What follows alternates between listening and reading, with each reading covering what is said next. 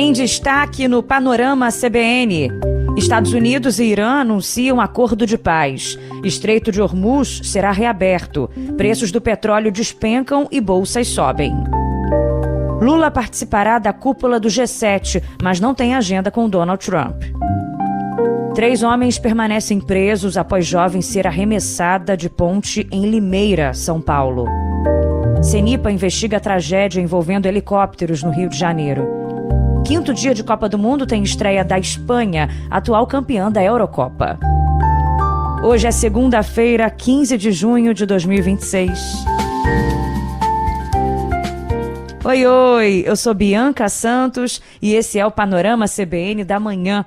Eu te conto em menos de meia hora as notícias mais importantes do dia. Vamos juntos. E a gente começa com o noticiário internacional.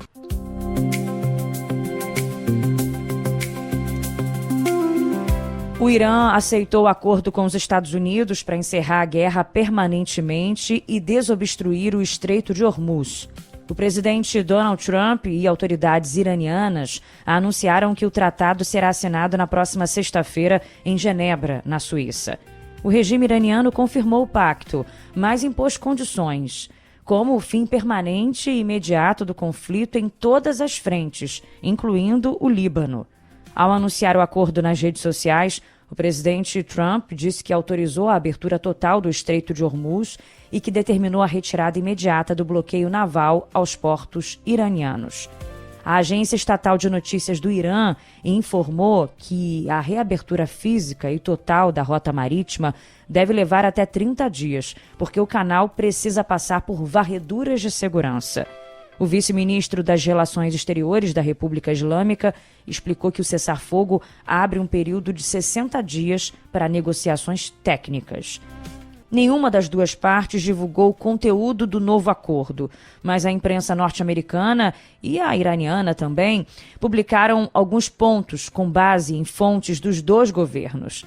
Segundo a CNN, o memorando prevê um novo cessar-fogo de 60 dias em todas as frentes, incluindo o Líbano, a reabertura imediata do Estreito de Hormuz, a flexibilização progressiva das sanções ao Irã e o comprometimento do regime em não obter uma arma nuclear.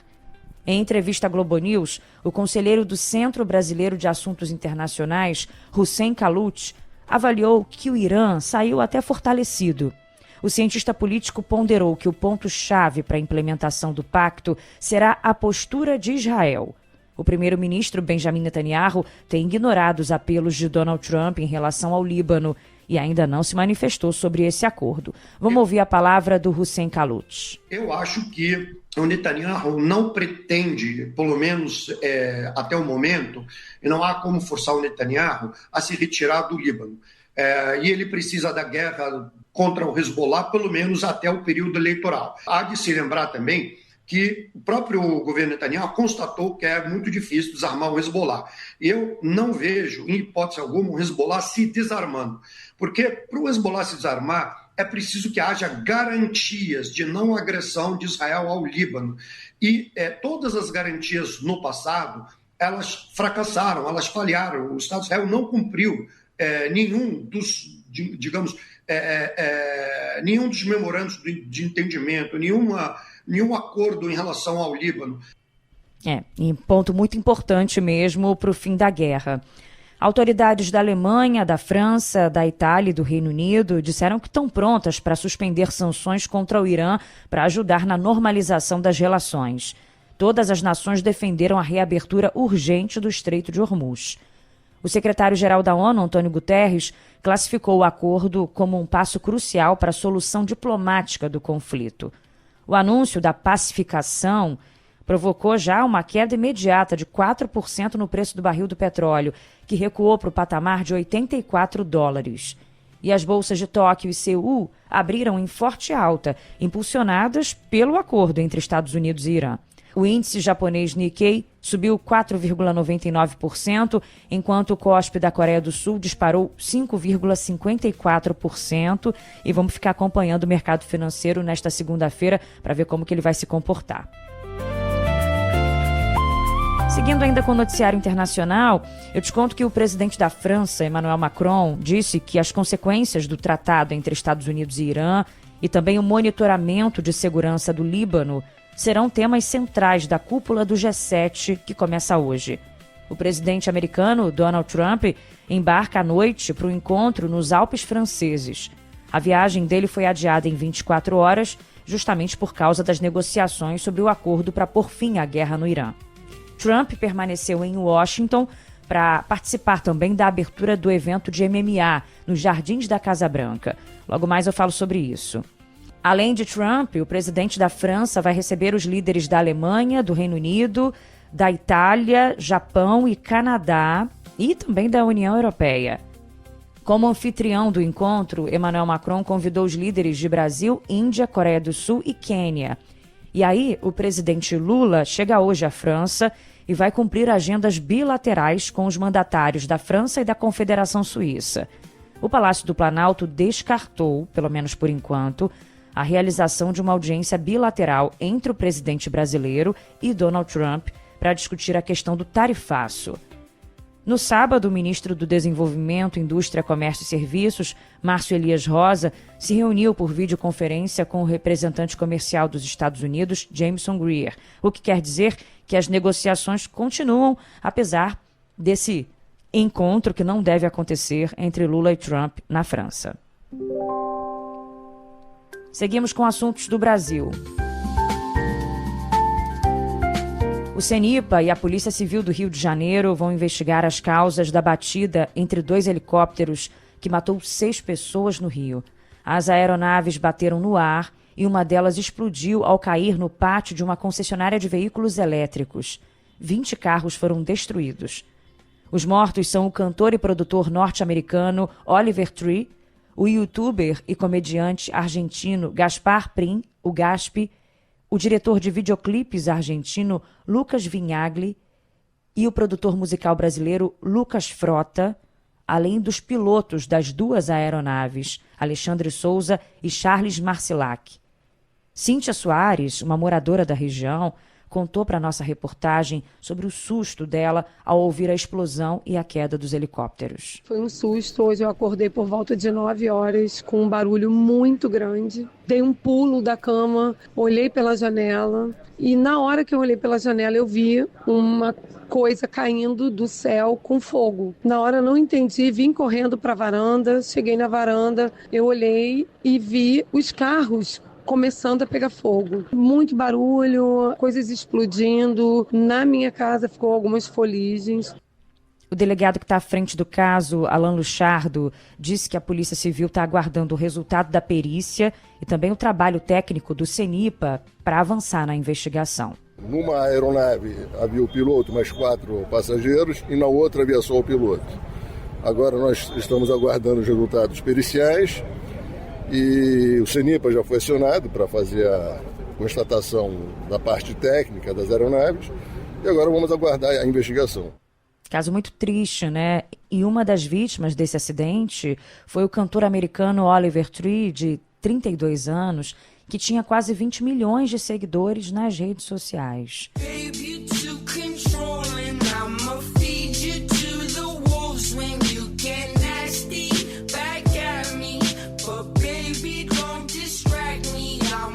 O maior sucesso da carreira foi Life Goes On, de 2021, que ultrapassa a marca de 700 milhões de reproduções no Spotify. E a última publicação feita por ele nas redes sociais mostrava o músico com a camisa da seleção brasileira e gravando o clipe com outros brasileiros.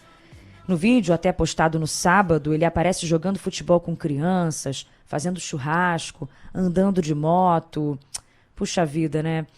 Inclusive o influenciador carioca Thiago Alcântara, que fez vários passeios no Rio, do lado do cantor americano, chegou a ser convidado para esse voo que terminou numa tragédia. Ele falou sobre isso. O Oliver veio para o Brasil na intenção de se conectar com os brasileiros. Ele falava que os brasileiros têm uma energia muito parecida com a dele. Inclusive, eu ia estar no helicóptero hoje, nesse acidente, que eu fui convidado, só não pude ir porque eu tinha um compromisso que já estava marcado. Uma tragédia mesmo, e a gente acompanha as investigações. Agora, um outro caso terrível que aconteceu nesse fim de semana e repercutiu muito foi a morte da menina no salto de rope jump. A Justiça de São Paulo decretou a prisão preventiva dos 3 instrutores envolvidos na morte da jovem de 21 anos, depois que ela foi atirada da ponte no salto de rope jump sem qualquer proteção. Quando eles perceberam, ela não estava amarrada nas cordas e já tinham arremessado ela. Meu Deus, que imagem impressionante, né? Luiz Felipe Feliciano Egoroff, Vitor de Freitas Gonçalves e Maicon Fernandes Sintra estão presos por homicídio com dolo eventual. Em depoimento à polícia, os 3 não conseguiram explicar como que Maria Eduarda Rodrigues de Freitas foi jogada de 40 metros de altura sem estar ligada à corda. O episódio aconteceu num local chamado Ponte do Esqueleto, na cidade de Limeira, São Paulo. A empresa responsável cobrava R$ 180 pelo salto, só que não tinha nem autorização para prestar o serviço. A Prefeitura de Limeira informou que vai processar o governo federal por omissão, por não ter impedido o acesso à ponte. O advogado Arthur Rolo alertou que a Prefeitura deveria fiscalizar as empresas que atuam nesse local com esportes de aventura. A responsabilidade, sem dúvida nenhuma, é da União, que deveria impedir o acesso àquela área, se for o caso, até demolir o esqueleto da ponte, mas a responsabilidade também é da Prefeitura de Limeira, a quem cabe fiscalizar aqueles prestadores de serviço que não podem executar os seus serviços sem alvará. Conhecido como pêndulo humano, o rope jump não é regulamentado aqui no Brasil e não possui leis de segurança. A advogada especialista em direito empresarial, Mariana Arteiro, explicou que o Ministério Público deve tomar medidas para que esse local do acidente seja fechado ou policiado. A ausência de legislação federal ou estadual específica para a prática de rope jump não significa que a empresa pode operar num vácuo legal da maneira como ela achar melhor. Para abrir e formalizar uma atividade empresarial, existem vários passos que têm que ser respeitados, como, por exemplo, abertura de um CNPJ, auto de vistoria de bombeiros. Então, diante do histórico de acidentes graves em locais isolados, como, por exemplo, a Ponte do Esqueleto, cabe sim ao Ministério Público instaurar um inquérito civil para obrigar tanto o município quanto a União a tomarem as medidas físicas urgentes de fechamento ou vigilância permanente lá desse acesso. A jovem Maria Eduarda foi enterrada neste domingo em Jandira, na Grande São Paulo, cidade onde morava.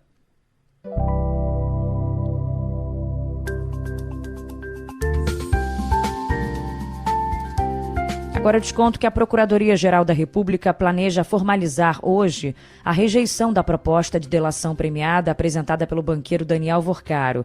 A manifestação jurídica será encaminhada por escrito ao relator do processo no STF, ministro André Mendonça, depois que a Polícia Federal se recusou a aceitar o acordo na última quinta-feira.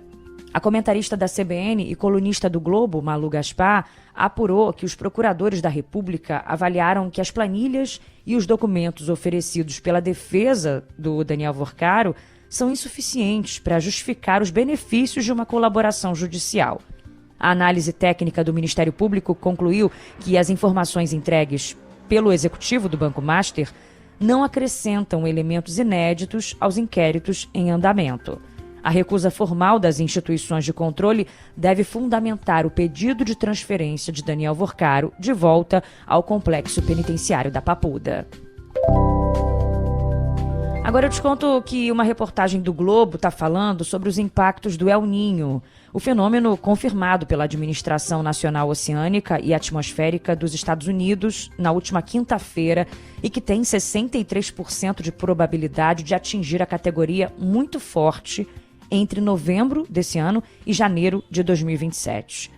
Se a projeção se concretizar mesmo, o fenômeno pode entrar para o grupo dos mais intensos desde 1950, ao lado dos ciclos de 1982, 1997 e 2015, sempre de um ano para o outro, né? Para o setor elétrico, porém, o risco mais grave não é imediato, é o que diz a reportagem. E é justamente essa margem que está preocupando especialistas. A possibilidade de impacto sobre as tarifas se dá em caso de acionamento em escala das termoelétricas. Isso é necessário sempre que os reservatórios despencam a níveis críticos. São equipamentos mais caros de operar do que as hidrelétricas e a sua entrada progressiva ativa o sistema de bandeiras tarifárias. Verde e amarela, a vermelha, primeiro a vermelha 1, depois a vermelha 2, né? E aí esse custo é repassado ao consumidor. Num primeiro momento, o cenário contrasta com o que o sistema está vivendo hoje. Em fins de semana e feriados, o ONS, que é o Operador Nacional do Sistema Elétrico, tem determinado cortes de geração por excesso de oferta de energia solar e eólica em momentos de baixa demanda. Nesse mês, por exemplo, a entidade acionou pela primeira vez um plano emergencial de gestão de excedentes, retirando cerca de 1.000 megawatts de usinas conectadas à rede de distribuição. Bom, vamos ver se isso vai mudar, né? A partir do início do El Niño. Agora, sobre o aspecto climático, a questão é a sazonalidade hídrica. O período úmido do subsistema Sudeste e Centro-Oeste vai de setembro a março, justamente quando o El Niño entrará no pico. O Climatempo está apontando que nesse intervalo há um alto potencial de irregularidade de precipitação e volumes abaixo da média no Brasil, além da redução na formação do principal sistema responsável pelas chuvas volumosas e persistentes do verão. É bom todo mundo ficar atento e para isso que existe previsão, né? Já para o poder público, para as autoridades se prepararem. Agora o assunto é educação. Porque o Ministério da Educação está abrindo nesta segunda-feira as inscrições para uma espécie de repescagem para as vagas nas instituições públicas de ensino superior no Sistema de Seleção Unificado, o SISU.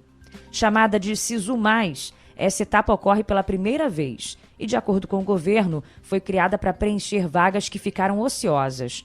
As inscrições vão até sexta-feira e quem for aprovado começa a estudar no segundo semestre desse ano. Só que o anúncio das vagas disponíveis está gerando uma certa decepção em quem esperava uma segunda oportunidade em cursos mais disputados, porque carreiras como medicina, direito, odontologia e psicologia não entraram na seleção. E, além disso, a maior parte das principais universidades do país, como as federais do Rio de Janeiro, de Minas Gerais ou da Bahia, não estão na lista. De acordo com o MEC, a participação das instituições e a definição dos cursos e vagas disponibilizados são realizadas de acordo com os critérios estabelecidos por cada universidade participante.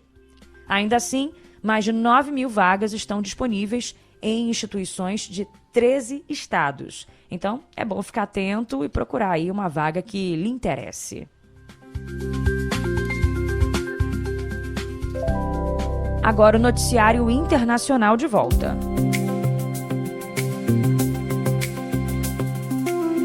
Um ataque russo em grande escala contra a Ucrânia na madrugada desta segunda-feira provocou um grave incêndio e destruiu parte de um dos mosteiros cristãos mais antigos e importantes do país, localizado na capital. A ofensiva russa também deixou 5 socorristas mortos em Kharkiv e pelo menos 20 feridos na capital.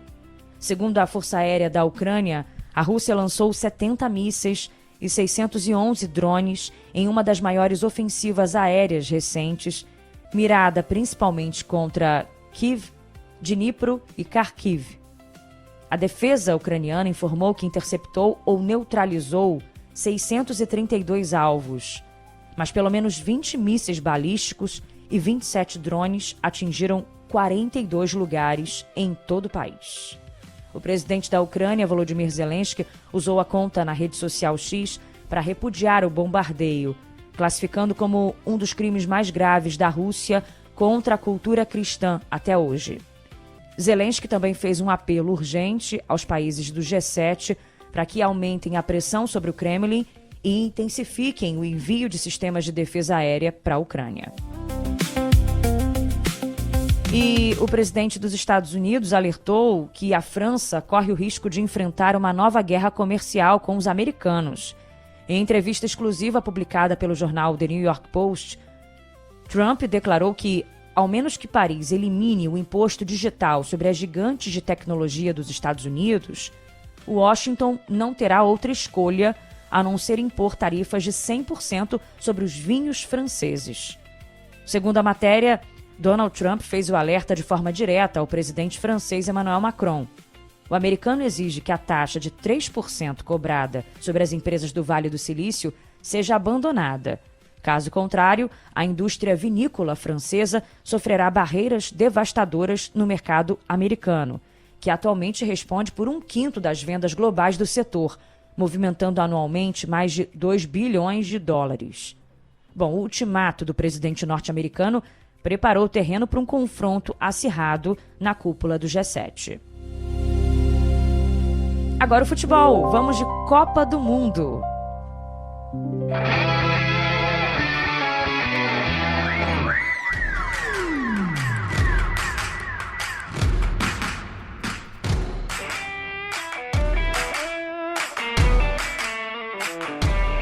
O técnico Carlo Ancelotti comanda hoje o primeiro treino da seleção brasileira para o segundo jogo do Brasil na Copa do Mundo. Depois do fraco desempenho na estreia, o Brasil vai enfrentar o Haiti na sexta-feira, às 9h30 da noite. A comissão técnica tem a expectativa de que o atacante Neymar comece a participar dos treinos nesta semana. Mas, para a escalação para o jogo contra o Haiti, ainda a participação dele é considerada improvável. Após empatar em 1-1 com o Marrocos, a seleção brasileira está ocupando a terceira posição no Grupo C. O primeiro colocado é a Escócia, que derrotou o Haiti por 1-0 na primeira rodada. E os possíveis adversários do Brasil na segunda fase da Copa, se a seleção se classificar, jogaram ontem pelo Grupo F. A Suécia goleou a Tunísia por 5-1 e Holanda e Japão, num belo jogo, empataram por 2-2. Pelo Grupo E, a Costa do Marfim venceu o Equador por 1-0 e a Alemanha fez 7-1 na estreante Curaçao. Ai, meu Deus do céu, só de lembrar desse 7-1 a gente arrepia, né? Bom, com esse novo 7-1, a seleção alemã superou a brasileira como a maior goleadora das Copas. São 239 gols marcados em 113 jogos, contra 238 do Brasil em 115 partidas. E hoje, à 13h, a Espanha estreia com peso do favoritismo diante do estreante Cabo Verde. A Espanha é a atual campeã da Eurocopa e tem um time repleto de craques. Às 4h tem Bélgica e Egito. Às 7h da noite, a Arábia Saudita joga contra o Uruguai. E no último jogo da noite, às 10h, o Irã enfrenta a Nova Zelândia. A delegação iraniana desembarcou ontem em Los Angeles, pouco antes do anúncio do acordo de paz entre Estados Unidos e Teherã. E para fechar, teve ontem a noite histórica para o UFC nos Estados Unidos. O evento, realizado na Casa Branca, teve um feito raro. Todas as lutas terminaram por nocaute ou nocaute técnico. Na principal delas, o americano Justin Gaethje surpreendeu, vencendo Ilia Topuria e conquistou o cinturão dos leves. Já o brasileiro Alex Poatan Pereira não teve a mesma sorte e acabou derrotado por Cyril Gane na disputa do cinturão interino dos pesos pesados. O evento marcou as comemorações dos 250 anos da independência americana e reuniu milhares de fãs em um cenário inédito para o maior campeonato de MMA do mundo. E antes das lutas, Donald Trump apareceu na sacada da Casa Branca acompanhado de Dana White, CEO do UFC. Os dois acompanharam a execução do hino nacional norte-americano juntos.